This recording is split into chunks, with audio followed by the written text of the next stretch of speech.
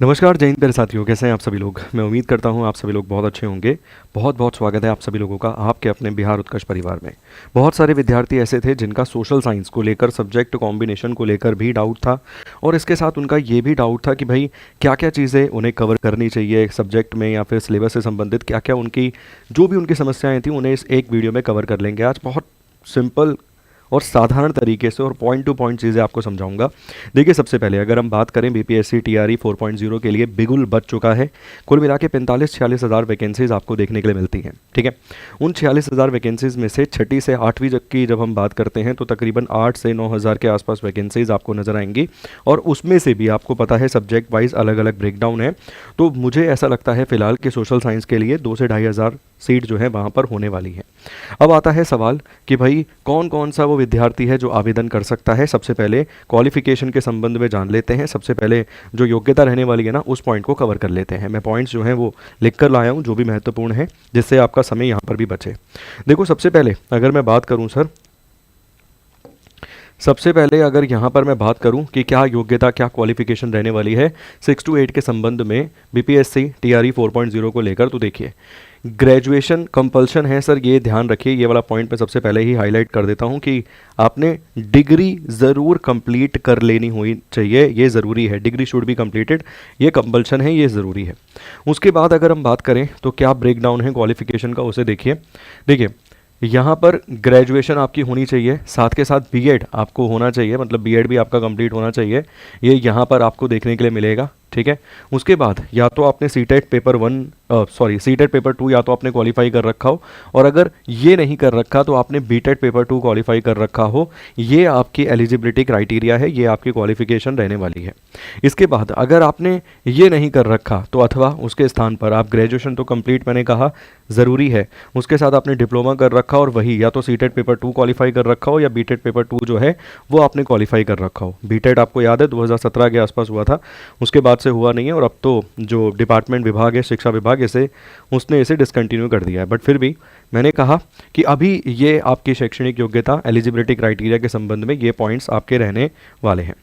इसके बाद सवाल आता है कि भाई कौन अप्लाई कर सकता है सर, क्या मैं इस फॉर्म में फॉर्म फिल कर सकता हूँ या नहीं कर सकता हूँ। तो देखिए, भारत में आप किसी भी राज्य, किसी भी क्षेत्र में रहने वाले छात्र छात्रा क्यों नहीं है, अगर आपके पास वो एलिजिबिलिटी है जो इस फॉर्म के संबंध में मांगी है, और अगर आपके पास वो है प्रॉपर, तो आप इस फॉर्म को फिल करने के लिए एलिजिबल हैं। ठीक है, तो एलिजिबिलिटी की अगर मैं बात करूँ तो अगर आपके पास वो एलिजिबिलिटी है, आप भारत में कहीं भी बैठे हैं, तो फॉर्म को फिल करने के लिए एलिजिबल हैं। साथ के साथ डोमिसाइल पॉलिसी इसमें लागू ज़रूर है, मगर कुछ सीटों को जो अदर स्टेट्स के विद्यार्थी हैं उनके लिए रखा ही गया है। इसके बाद बात आती है कि अदर स्टेट्स के विद्यार्थियों को क्या कुछ और स्पेशल चीज़ भी चाहिए, आवश्यकता है। तो हाँ, देखिए सीटेट पेपर 2 की जब हम बात करते हैं तो वहाँ पर आपका स्कोर मेल के लिए 90 होना चाहिए और फीमेल के लिए 82 होना चाहिए, 82 होना ही चाहिए। इससे कम अगर आपका नंबर है तो फिर आप फॉर्म फिल करने के लिए एलिजिबल नहीं माने जाएंगे, अगर आप अदर स्टेट वाले छात्र या छात्रा हैं। ठीक, चलिए आइए अगला सवाल। विद्यार्थियों का ये भी बड़ा डाउट है कि चेतन सर सब्जेक्ट कॉम्बिनेशन क्या रहेगा, सब्जेक्ट कॉम्बिनेशन को हम कैसे फिल करें, इसके संबंध में क्या रहेंगी चीज़ें, तो उसको एक बार समझ लीजिए। देखो, सबसे पहले यहाँ पर उसने सब्जेक्ट बताए हैं क्या क्या। तो आपके पास ना, जब आपने ग्रेजुएशन करी है तो ग्रेजुएशन के समय history, polity, geography, economics, sociology, physiology, इसके अलावा साइकोलॉजी, इसके अलावा फिलॉसफी, ठीक है, साइकोलॉजी, इसके अलावा फिलॉसफी, होम साइंस और कॉमर्स, इन सब में से, मतलब ये जो सारे आपको दिख रहे हैं ना, इसमें से आपने कोई 2 विषय पढ़े हों, कोई 2 विषय पढ़े हों, ये ध्यान रखिएगा। मैंने कहा history, political science, geography, economics, sociology, इसके अलावा साइकोलॉजी, फिलॉसफी, होम साइंस या कॉमर्स, इसमें से कोई भी 2 विषय आपने अपनी ग्रेजुएशन में पढ़ा होना ज़रूरी होना चाहिए, और अगर ऐसा है तो आप फॉर्म को फिल करने के लिए एलिजिबल हैं। ये सब्जेक्ट कॉम्बिनेशन यहाँ पर आपका रहने वाला है। ठीक है, उम्मीद करता हूँ ये भी एक सिंपल सा जो पॉइंट था, आप लोगों का कंसर्न था, वो भी आपको समझ आ गया। इसके बाद आता है सर कि एग्ज़ाम पैटर्न क्या रहेगा। देखो यार, एग्ज़ाम पैटर्न वही है, आपको कुल मिला के 150 प्रश्न देखने के लिए मिलते हैं। कितने क्वेश्चन? 150 क्वेश्चन देखने के लिए मिलते हैं, जिसमें से 30 क्वेश्चन जो कि क्वालिफाइंग इन नेचर होते हैं, वो भाषा से संबंधित होते हैं, लैंग्वेज के। 40 क्वेश्चन जनरल आपको यहाँ पर देखने के लिए मिलेंगे, जिसमें हिस्ट्री, पॉलिटी, मैथमेटिक्स, ठीक है ना, इसके अलावा नेशनल मूवमेंट्स के जो 7-8 क्वेश्चन आपको देखने के लिए मिलते हैं, राष्ट्रीय आंदोलन के, वो सब आपको यहाँ पर देखने के लिए मिल जाएंगे, ठीक है। तो ये स्कोरिंग क्षेत्र है सर, अगर आप देखेंगे तो अच्छा स्कोर यहाँ पे किया जा सकता है। इसके बाद सब्जेक्ट रिलेटेड ना 80 क्वेश्चन 80 क्वेश्चन आपको देखने के लिए मिलते हैं।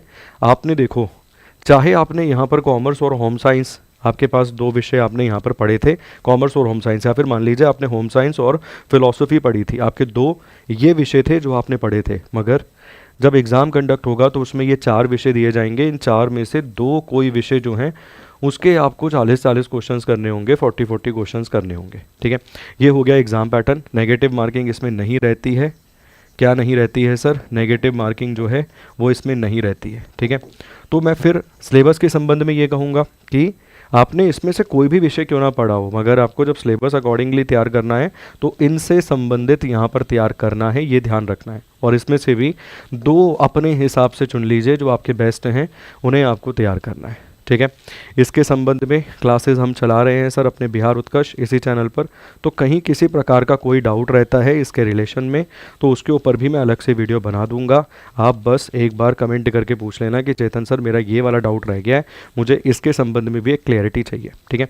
और ऐसे ही अगर सब्जेक्ट कॉम्बिनेशन पर आपको 9, 10, 11, 12 पे भी वीडियो चाहिए तो भी आप बताइएगा कमेंट करके, मैं उसके ऊपर भी प्रॉपर जो है वो वीडियो बना दूंगा। मगर ये जो वीडियो थी इसमें जो मेन मुद्दे वाली बात थी वो सारी की सारी मैंने आपको कवर कर दी हैं, बहुत शॉर्ट क्रिस्पी क्रंच तरीके से, आपका समय बचाते हुए।